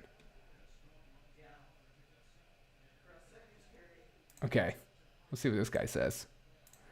Hi, my name is Andre Jick. Hope you're doing well. Come for the finance and stay for the Binance. This story has the perfect trifecta of all the things we're not supposed to talk about: money, politics, and religion. Okay. Hi, my name is Andre Jick. Hope you're doing well. Come for the finance and stay for the Binance. This story has the perfect trifecta of all the things we're not supposed to talk about: money, politics, and religion, because crypto is not even money at this point, it's a religion. So this story is between two of the world's biggest crypto exchanges, FTX and Binance. Now, Binance is the world's biggest crypto exchange. Last year, they traded over $7 trillion worth of volume on their platform. To get an idea of just how big that number is, that represents more than half of all of the value that was exchanged in all of crypto in all of last year. Now, FTX, by comparison, which was created by billionaire Sam Bankman-Fried, was the fastest growing crypto exchange. They helped bail out companies like BlockFi and Voyager this year, and they spent an insane amount of money on partnerships with Steph Curry, Tom Brady. They did a Super Bowl commercial with Larry. Yeah, Tom Brady lost some big money. And Steph Curry. David, and they own the FTX Arena in Miami. Needless to say, both of these guys are huge competitors of each other. But in a crazy turn of events this week, Binance saved FTX from... Wait, is that the whole reason why you think that Tom Brady didn't retire? That would be insane. FTX guy looks like Shia LaBeouf from Wall Street Money, never sleeps. Yeah, he does.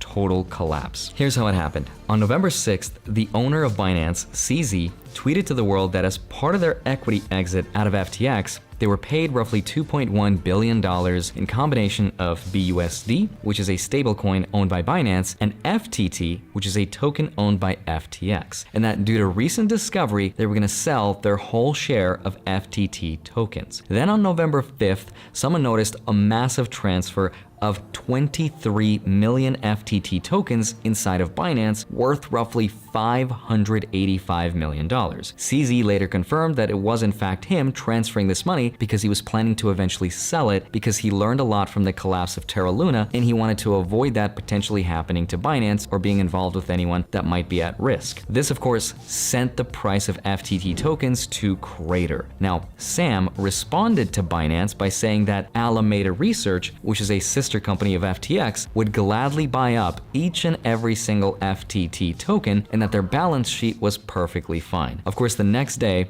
things took a crazy turn. This all got started when a document was shared on CoinDesk about Alameda Research's balance.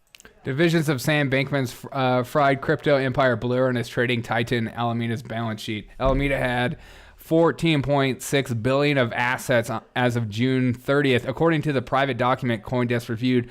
Much of it is the FTT token issued by FTX, another Bankman-Fried company. This is like this story. I'm serious. Like, this story gets weirder and weirder. He lost all his money and stayed working, and then Giselle divorced him over that as well. God, that's sad. Now, just so you understand, Alameda Research, FTX, and Sam Bankman-Fried are one and the same. Even though they're different entities, they all belong to the same person. Now, that document revealed that Alameda Research had roughly $14.6 billion on their balance sheet as of June 30th this year. Now, that's a lot. But it was also revealed that most of their assets were held in their own token, FTT, that they magically printed. Out of that 14.6 billion, roughly $8 billion was in FTT. Now, by that point, it may have been a front for laundering money. It's something fishy. It's very, I mean, that's what, you know, that was always the biggest gripe against cryptocurrency, is that it's very easy to launder money or use it for criminal activities. That's always been the case, but to act like that doesn't happen with our US dollar is stupid too, but before this whole collapse, the market cap of FTT was a little over $2 billion. This just means that even if FTX wanted to liquidate their assets, they wouldn't be able to get anywhere near the value they claimed they had on their balance sheet. That's when things started to go south and when everyone started to withdraw their money out of FTX. That's when FTX started to see a liquidity crunch And by Tuesday, things got so bad that Binance put out an LOI, a letter of intent to unofficially buy FTX and to bail them out of trouble. CZ then tweeted that the lessons he's learned is to never use your own token as collateral, to never borrow money if you run a crypto business, and to always have massive reserves. But in the meantime, everyone is wondering why things got so bad. Please understand that none of this is confirmed as 100% fact. This is just a working theory of how it could have allegedly happened, and it goes something like this. This is the famous infinite money glitch, where a company creates a hypothetical token called FTT. They could then, after magically printing this magic money out of nowhere, give it artificial value by giving it a use case, a utility, and then buying up a majority of its supply and then burning the rest to increase its value. Now, after this token gets valuable, they could then hypothetically and allegedly send these tokens to their sister company, Alameda Research, where they could then show on their balance sheet potentially actual profits and actual value, where they would then leverage that balance sheet and Sounds like the US dollar, exactly. This is cooler than when we all saved GameStop. Yeah, I know. This kills it for the reputation of Bitcoin having such a big failure. It's not very safe, I guess. Crypto, as long as people believe in it, it works. It's the same with the US dollar. Borrow against it, and they would borrow other assets, other stablecoins, Bitcoin, Ethereum. Like what actual banks do. I know, exactly. Whatever it is. After borrowing these assets, they could then send all of those cryptos back to FTX. And doing this, you have created the infinite money glitch where you could print as much money as you want. This could help explain how the value of FTT's token like, the irony of this is just so ridiculous in comparison to our US government. I like how people will just like harp on about FTX or like Bitcoin and stuff like that, and then if they apply the same logic to our own dollar, they just like their brain malfunctions and they just stop. They're just like, yeah, but the dollar is different. How? The thing that crypto is going to be virtually useless when the U.S. government introduces a digital currency to replace the dollar next year, 100%. Bitcoin has finite value. Nuclear vessels in Alameda. Full Metal Jacket lead is the ultimate investment. Yeah. Yeah. Things that you can touch and things that you can feel. had such a huge effect on FTX's ability to liquidate, because this strategy works until it doesn't. If there's a run on the bank and everyone gets scared and tries to withdraw all of their money all at once, then it's time to pay up. Because when people sell, they also have to convert their stablecoins and their assets like FTT tokens into actual money. But if that platform doesn't have the money to pay people, it has to liquidate its own assets, which in this case is magically printed FTT tokens. But if those FTT tokens can't be liquidated because they're not really worth anything, then you're not really holding anything of real value. And this is made especially worse if those customer deposits were lent out to other institutions. Now, this is still a little too confusing to me because it doesn't help explain how a company as big as FTX, worth roughly $32 billion, could still collapse almost overnight just because a competitor threatened to sell $600 million worth of assets. So here's a better explanation. Imagine that I print 32 playing cards and then I sold one of them for $1 billion. Magic nerd, this video just got awesome. Just like, I thought we were about to see some David Blaine kind of stuff. Biden will bail out. Oh my God. Well, now my market cap shows I'm worth $32 billion. But that's just the market assuming that I could sell another card for another $1 billion. But once the market finds out I've printed most of these cards, most of my net worth is inside of these cards, and there are no buyers to buy my cards, then I'm not really worth $32 billion. Now, I'm not saying that this is my God, this is just ridiculous. Exactly what happened. This is just a theory that could help explain what allegedly happened and how FTX got itself into a liquidity crunch where Binance had to save them. But for now, there's just a bunch of questions like, now that FTX is going to be bailed out, who's going to bail out Voyager? And is it still going to be the... They're using FTX as a way to regulate the crypto market. They'll use anything. They've been trying to find out ways to do so forever. Because it's not fair that you and I have... that you and I have the ability to invest and be a part of this without the government getting a hand and getting their share, a part of the game. It's like you buy something, you pay taxes. Then that money goes to the corporation that has to pay taxes. Then the corporation gives that money to you, in which you have to pay taxes. And then you pay taxes again to buy. It's just ridiculous. The FTX arena or the Binance arena? Let me share with you some theories and give you my personal thoughts. But first, a quick word from today's sponsor. So now that crypto's collapsing, I hope every cent Hunter Biden had was in FTX. Yeah, me too. Titles, you can do exactly that. Do that by entries for the feature a unique along with an official. But the best part is that, and your new behind why all of this started to happen is because Binance saw a competitor. They saw FTX grow as fast as they did, they saw some cracks, and they took advantage. Now, this could be true, but I personally don't think this is the correct theory because anything that hurts FTX would equally hurt Binance. And I think everyone has a vested interest to make sure that crypto grows together as a whole. Now, the second theory about why this might have happened is a little more interesting because it involves something that no one wants to talk about, which is politics. It's no secret that Sam Bankman-Fried has donated over $40 million to political campaigns to both Democrats and Republicans this year alone. I wish he was more honest and said who. I like that he just threw in both. Sam also put out framework that the crypto industry didn't support. Binance really didn't like the framework because they accused them of working behind their backs with regulators that would really ultimately harm crypto by increasing censorship, decreasing decentralization, destroying the value of Web3 while eliminating the US from participating in the markets. So from that point on, this theory suggests that both SBF and FTX became competitors of the entire crypto space because the crypto space doesn't really agree with FTX's approach of working with the regulators. Now, theory number 3 is that Alameda Research and FTX were insolvent, which we now know to be technically true. So with all that said, here are my overall personal thoughts. I see this from 2 points of view. Binance, for example, has taken a really strong stance on decentralization. They don't really seem like the kind of company to me to work within the confines of the traditional banking system. And it makes perfect sense why. Because Bitcoin and crypto was created to be permissionless, decentralized, and without any kind of oversight from an authoritative entity like a government. So it makes sense why Binance has chosen this path, why DeFi is taking this path, and I like this strategy, and I'll explain why in a second. But then there's another strategy with FTX, which is also interesting because it's focused on decentralization. They want to work with regulators to get oversight, and it strategically puts themselves at the forefront of the US market. And I like this strategy as well because I think it's the fastest way to make Bitcoin safer. And the safer people feel is the way we get the approval for the Bitcoin spot ETF, which would send the price of Bitcoin much, much higher. That's all a great thing too.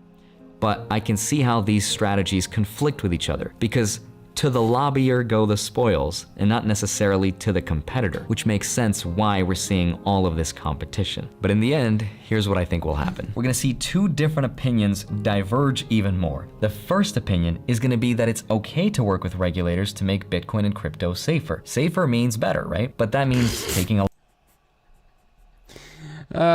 Safer is always better. They're buying up as much gold as they can, the grubby little hands. Are you talking about Russia? Yeah. Russia and China, yeah. Russia hacked it and stole the money in 3, 2, 1. Yeah, exactly. This is what it's going to be like. That would be our social credit score. Yeah, ESG is for real. I mean, people joke about it, but companies openly talk about it all the time.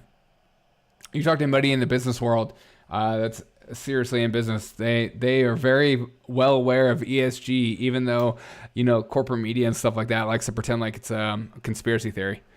Remember the trucker convoy with one order from the Canadian government, majority of crypto banks blocked the crypto from the truckers? I do remember that. That was literally the most insane thing. And because the GoFundMe decided we're not going to allow you to host here, and I forget what other website, and so people were sending people crypto money, and they were like, no, absolutely not. BRICS is going to be like NATO and World War II. A lot longer because we're trying to appeal to someone else, and that someone else is the government, which doesn't really align with what Bitcoin was supposed to be. The second opinion, though, is to allow the free market to do its thing, like what DeFi is doing. Let it develop itself, because that would create the ultimate product, because it is a self-evolving system, and this is what we're seeing with Binance. Wasn't it PayPal? PayPal was one of them too. Crypto isn't safe so long as they do the bidding of the government's orders. No statement has ever been so true. Eventually, you will buy what they allow you to buy. God, that is like a bitch slap of truth and a horrible thought to think about. It's like, oh, you want steak for our Friday? We just don't think you deserve steak this week. PayPal head. What? This is what it was. I knew it was something to do with time. It was a good move. Yeah. Seeing proof of reserves as the next step to protect customer funds. This system will naturally want to evolve and develop itself into a better one. But the problem with this approach is that each and every step of the evolutionary process is extremely painful. In 2017, for example, we saw the creation and collapse of ICOs. In 2021, the creation and collapse of NFTs. In 2022, the collapse of 3AC, Terra Luna, Voyager, Celsius, FTX, and that's the market figuring out what works and what does not. It'll continue to make a better product, but the downside is that more and more people will have to lose more and more money. Now, on the flip side of the token, though, we have government compliance, which makes Bitcoin safer. But the downside of safety is government compliance. So both paths have merit. I think they'll continue kicking and fighting and screaming at each other, trying to prove which one is better. But in the end, the consumer wins. That's because the more choices consumers have, the better off we are. And in the background, Bitcoin will continue to evolve and improve itself, and even though the actors might change, the story never will. The story of I like how this guy doesn't like focus on the dude that created this at all, and just like how schemy he was. I think I can give you an update on there's like weird updates about the guy right now.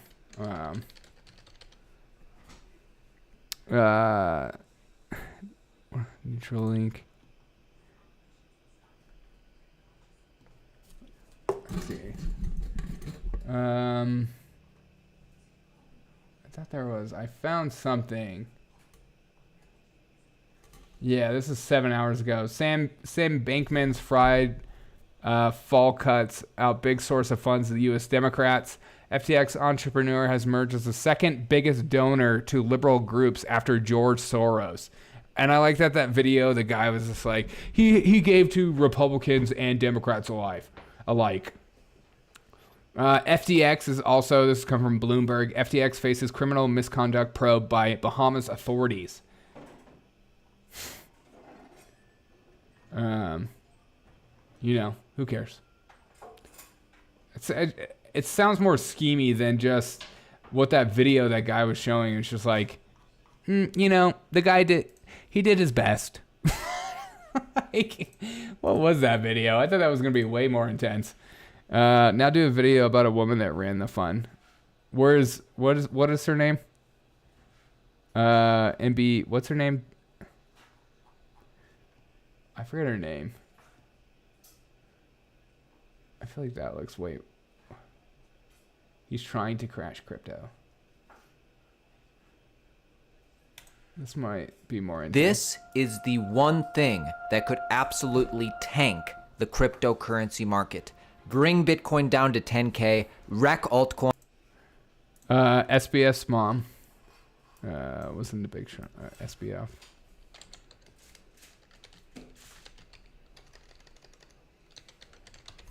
I'm having trouble trusting cryptos. It's highly speculative. Oh, yeah, it's always been speculative, but yeah, I totally understand that.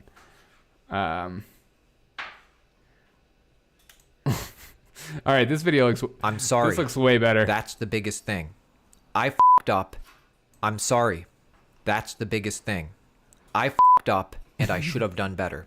I also should have been communicating more very recently. Transparency... My hands were tied during the duration of the possible Binance deal. I wasn't particularly allowed to say much publicly. But of course, it's on me that we ended up there in the first place. So, here's an update on where things are. This is all about FTX International, the non-US exchange. FTX US users are fine.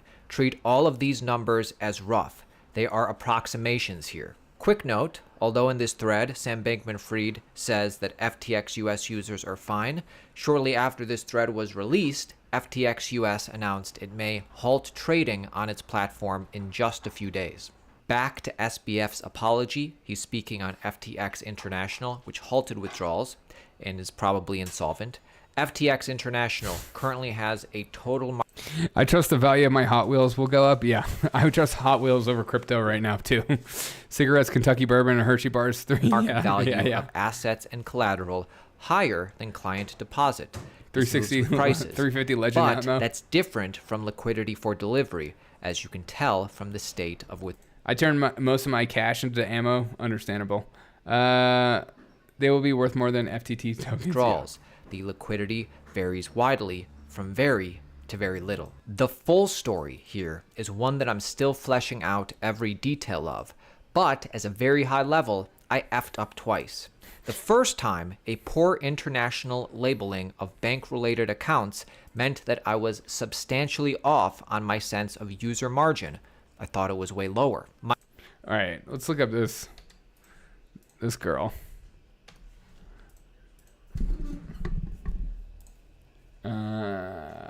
Oh, here it is. Dartons. This is his girlfriend? What? Somebody did like parodies and stuff. All right. Oh, watch this one.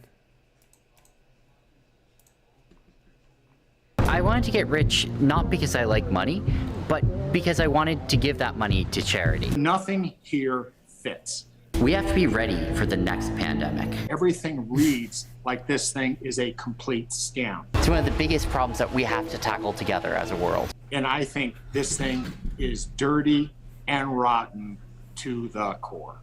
The FTX disaster has worsened, my friends, as a hack appears to have drained hundreds of millions of dollars from the once mighty crypto exchange FTX hours after its bankruptcy filings. That's right. Wait, wait, this is her. Let's see if I can pull it up. Come on. Bob Seger bootleg Yeah, tapes. absolutely could pull it off without my math degree. Use very little math. Use a lot of like elementary school math. This his girlfriend, the guy that created this? Risk is very important. We tend not to have things like stop losses. I think those aren't necessarily a great risk management tool. Trying to think of a good example of a trade where I've lost a ton of money. Well, I don't know. I probably don't want to go into specifics too much with that.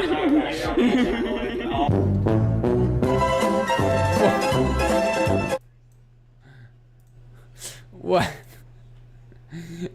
What? Wait, this guy has might be good. Let's check this one, and then. What is going on? Before joining the company in 2018 as a trader, she spent 19 months as a junior trader at Jane Street after graduating from Stanford University with a bachelor's degree in 2016. In a podcast. Okay. That's weird. That's just, all of that is so weird. The more I read into everything that, about what goes on, it's just ridiculous. But I am wrapping up. I'm running out of stuff to watch. I hope you guys are enjoying this live stream. Please comment on the video too. Let me know when it's like a good time to go live on Sundays. I don't know when the best time to go live on Sundays, whether it's like later at night or earlier in the afternoon time. So basically I could run a fund like that. yeah, anybody can. Just get started. You can apply for a crypto. It's pretty easy. Dude, tens of people lived in their house and they were all getting in on one another. Ew, dude. Attention please, I am announcing the start of Pickle Coin. Okay, I'm buying into it. Done. Pickle Coin it is. All right, this is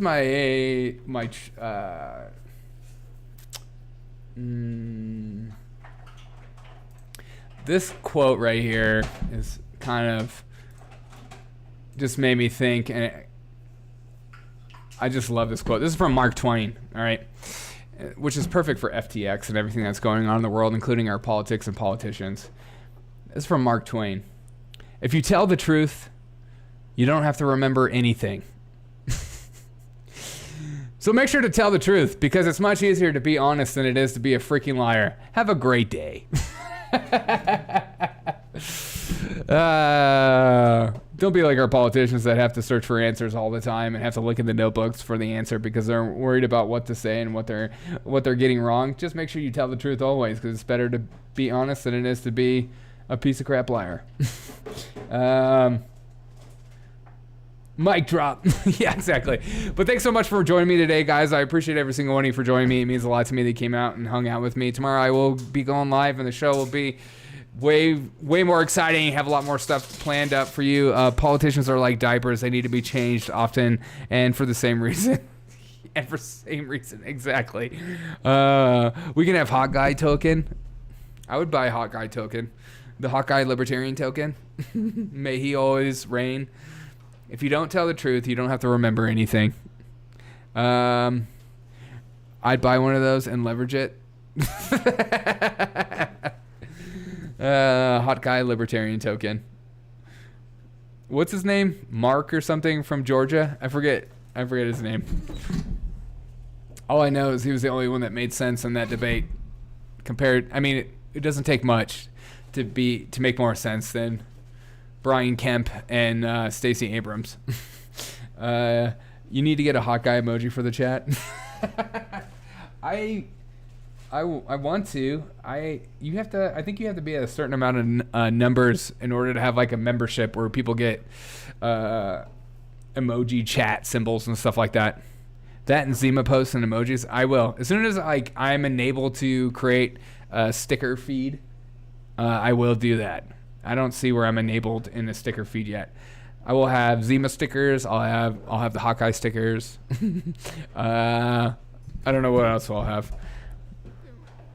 Mark needs some confronting. Yeah, he does.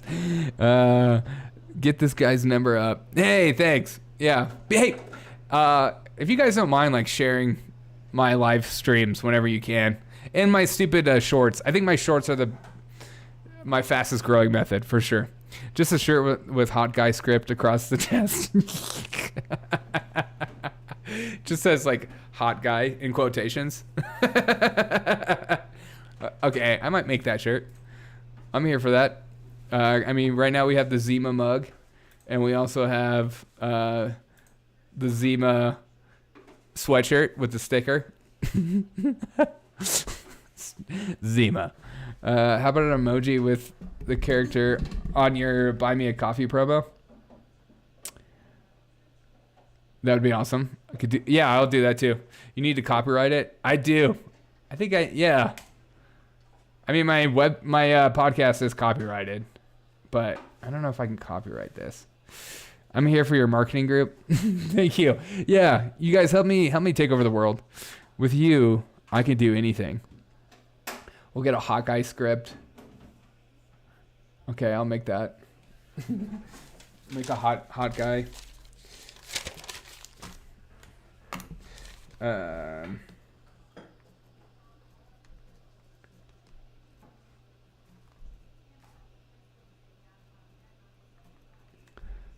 The Zima sticker should be on the side so people can read it when it says you're drinking it.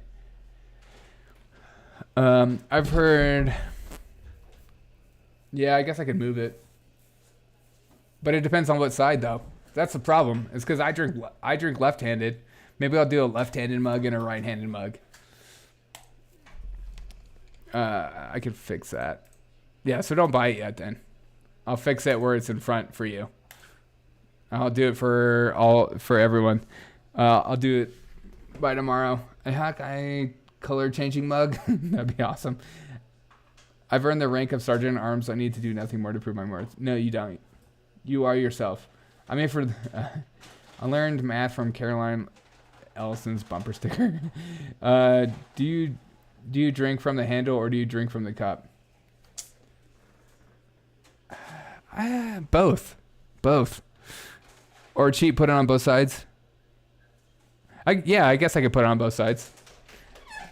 I don't know. Is it silly that it's on both sides though? Does it look cheap?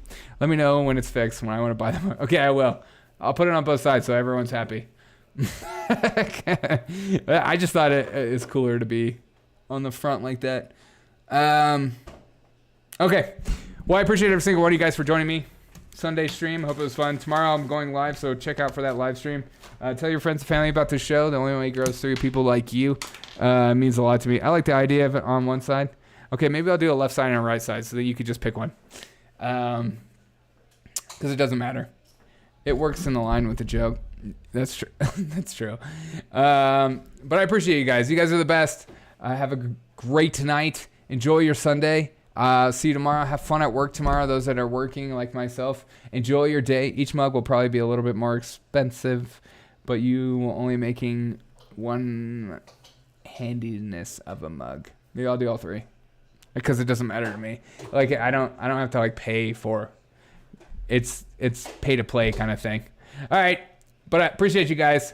Tell people about the stream. So I appreciate you guys. Have a great night. I'll see you on the see you tomorrow. Okay, good vibes. Peace out. Hey, Willie, thank you so much for the super chats, man. Appreciate it. Have a great night. Bye.